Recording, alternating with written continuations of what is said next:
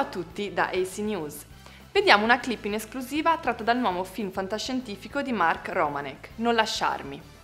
Katie, Tommy e Ruth sono tre ragazzi in apparenza normalissimi, allievi di un esclusivo collegio inglese. Ma quando raggiungono la maggiore età, vengono a conoscenza del terribile destino che li attende. Tutti gli studenti della scuola non sono altro che cloni creati per fornire riserve di organi. I started off with a bunch of young people whose lives were going to be shorter. By doing that, I thought we would get a new perspective on something that we barely look at, but we know all about, which is the fact that, you know, we do get older and at some point we're going to go. But that makes it sound rather gloomy. And so I was more interested in the questions when you know that this is a backdrop to your life. What things become important? What things really matter? You have to know who you are and what you are.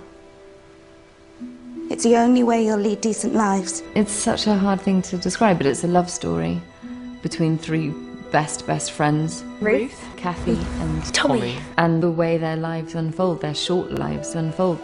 None of you will do anything except live the life that has already been set out for you. You get completely wrapped up in the book, and then it starts revealing things that are more and more profound and more disturbing and more beautiful. If you access the truths that I think are implicit in Ishiguro's narrative, they're not very easy truths.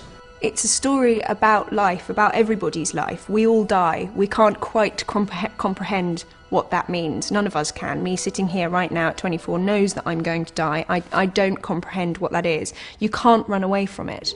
The first thing you notice about the book, certainly from the point of view of adapting it, is that it has a three-act structure, and the first third is set in a school, and the second third is set in an area called the cottages, and then the third is set in essentially in hospitals. And that provided a good narrative structure to make the story operate. Good morning, students. Good morning, Miss Emily. For me, the person who's going to do the screenplay is absolutely crucial. That's the first step. Because a novel tends to be many things, but somewhere there's a foundation, which I think is a single unified thing that lies at the bottom of the novel. And that's all I want, really, is for that thing to be conveyed in the film as well. And I felt Alex was absolutely right. Exactly how much experience have you guys had with the outside? Quite a lot. We haven't. It's honoured the book in a beautiful way. Alex Garland, his focus on what Ishiguro intended is to be lauded, because I can imagine it's quite rare that someone who takes on a piece of material, like, I'm sure that you want to make it your own in a certain way, and there's certain ego that comes in, but not with Alex. Okay, well, don't feel scared, okay? There's nothing to it. We're not scared.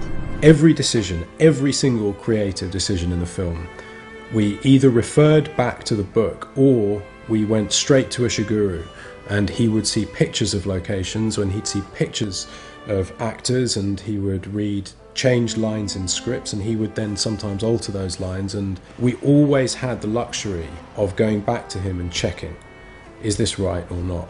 And he would tell us. We showed Ishiguro the film with like tremendous trepidation and anxiety, and stood outside, like, you know, waiting for the film to end, stood outside the screening room, and he seemed thrilled, and that was a massive relief for all of us. Someone was saying that some Hailsham students in the past have managed to get into Feral.